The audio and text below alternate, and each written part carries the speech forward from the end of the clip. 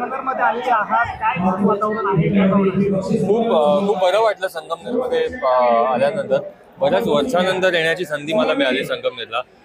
सत्यजित दादांमुळे मला इथे येता आलं आणि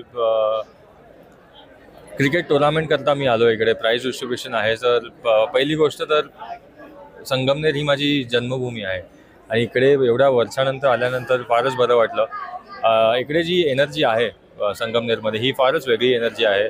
इकडे माझं गाव इकडनं जवळच आहे, तर माझ्या आजीला भेटायला मी नेहमी यायचो जेव्हा जेव्हा वेळ मिळायचा. पण क्रिकेटमध्ये बिझी झाल्यानंतर एवढा वेळ नाही मिळत. त्यामुळे आता आज ह्या निमित्ताने एवढ्या चांगल्या कारणामुळे आज मी संगमनेरमध्ये आलो आहे, तर खूपच बरं वाटलं. ग्रामीण भागात देखील अशा पद्धतीने मोठ्या स्पर्धा भरवल्या जात आहेत. ग्रामीण भागातल्या खेळाडूंना देखील प्रोत्साहन मिळते. काय सांगाल आमदार सत्यजित तांबे यांनी ज्या पद्धतीने दरवर्षी आयोजन करतात, काय सांगाल? सत्यजित दादांचं जेवढं कौतुक करीन मी तेवढं कमी आहे. कारण एखादी स्पर्धा किंवा एखादी इनिशिएटिव्ह सुरू करणं हे फार सोपं असतं, बट ती सातत्याने चालू ठेवणं हे फार चॅलेंजिंग असतं. काही याच्यात तर त्यांचं खूप कौतुक करा. जसं मी सांगितलं, त्यांचं जेवढं कौतुक मी करीन तेवढं कमीच आहे. याच्यामुळे ह्या टुर्नामेंटमध्ये बऱ्याचशा यंगस्टर्सना चान्स मिळतो.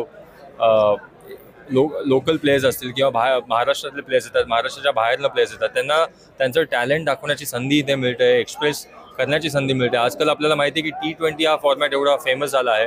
तर इकडनं मला खात्री आहे की अशी टुर्नामेंट ही सुरू राहिली नक्कीच इकडनं 2-3 प्लेयर्स येतील जे IPL मध्ये येऊन चांगलं करतील आणि इव्हेंच्युअली येऊन भारतासाठी खेळतील. सर्वांचं स्वप्न हेच असलं पाहिजे की मी माझ्या देशासाठी रिप्रेझेंट करावं. तर जसं मी सांगितलं की सत्यजित दादांनी खूप चांगली इनिशिएटिव्ह त्यांनी घेतली आहे आणि ही सुरू ठेवणं हे सर्वात चॅलेंजिंग असतं. ते त्यांनी करून दाखवलं आहे.